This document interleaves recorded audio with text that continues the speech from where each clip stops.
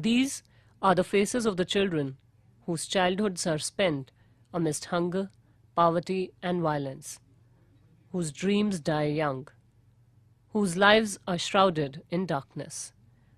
These are the children who at a very young age are exposed to the harsh working conditions of highly unorganized sectors of India, namely brick kiln and rag-picking sectors. These faces constitute the youngest labor force of India, lying in the age group of 5 to 14.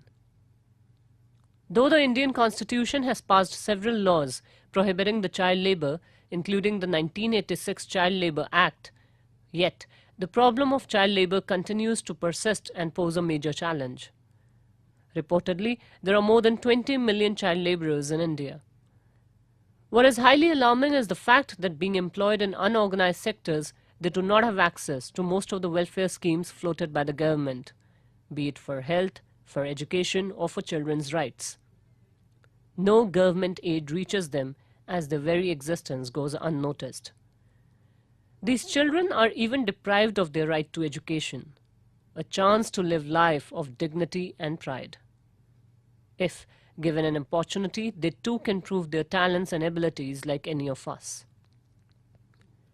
Apna Schools, the mobile schools run by Jagrati, an NGO founded by IIT Kanpur's faculty and students, are relentlessly working in this direction, trying to inculcate the desire for learning in these underprivileged kids. In Kanpur, about 22 such schools are run near the brick kiln sites around the IIT campus for the children of migratory workers. There is another center run exclusively for children employed in rag-picking industry. These schools are operational for few months every year and close down during the monsoons as the workers return to their native places.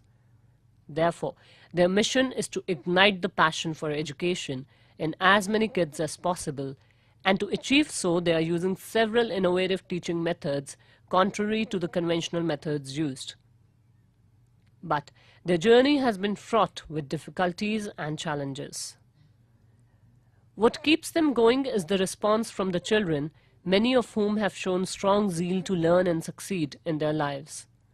Their enthusiasm, their energy, their fearlessness, their confidence, their eagerness to share their voices with us can actually put many of us to shame. Mamta Kumari. She is a girl from Chhattisgarh who has migrated to Kanpur with her parents to work in brick kilns.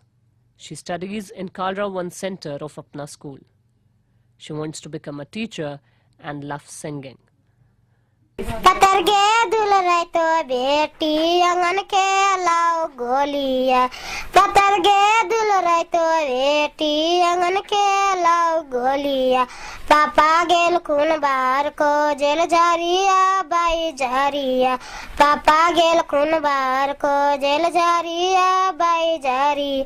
Kiya lalka beti toro yau papa.